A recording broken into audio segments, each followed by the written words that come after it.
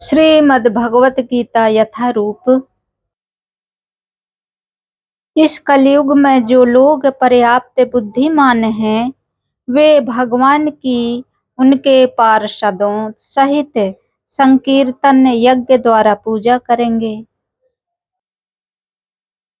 धृतराष्ट्र ने कहा, हे संजय, धर्म भूमि कुरुक्षेत्र में युद्ध की इच्छा से एकत्र हुए मेरे तथा पांडु के पुत्रों ने क्या किया?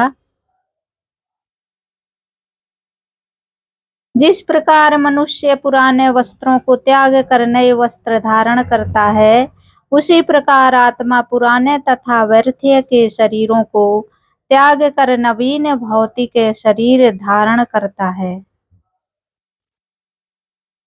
प्रत्येक व्यक्ति इस भौतिक शरीर रूपी रथ पर आरूढ़ है और बुद्धि इसका सारथी है, मन लगाम है तथा इंद्रियां घोड़े हैं।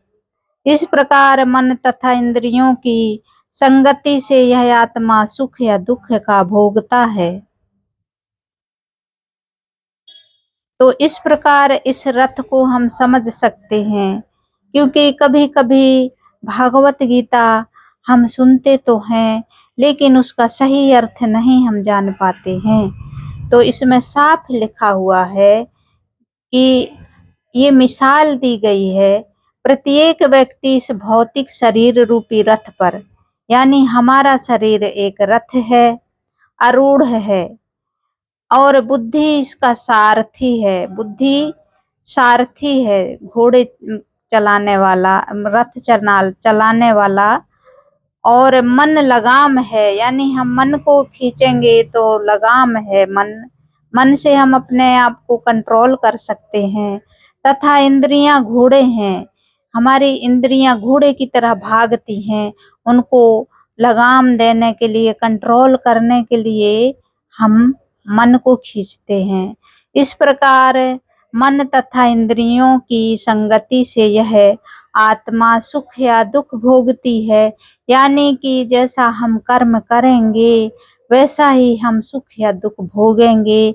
इसका अर्थ ये है, जैसे कि हमें जब समझ आ जाती है तो हमें स्वतः ही पता चल जाता है कि ये अच्छा कर्म है, ये बुरा कर्म है। अगर फिर भी हम इंद्रियों के वश में आकर के अपने मन रूपी लगाम को नहीं खींच करके रखते हैं, तो उसी प्रकार हम कर्म कर बैठते हैं और उसी का हमें सुख या दुख के रूप में फल मिलता है।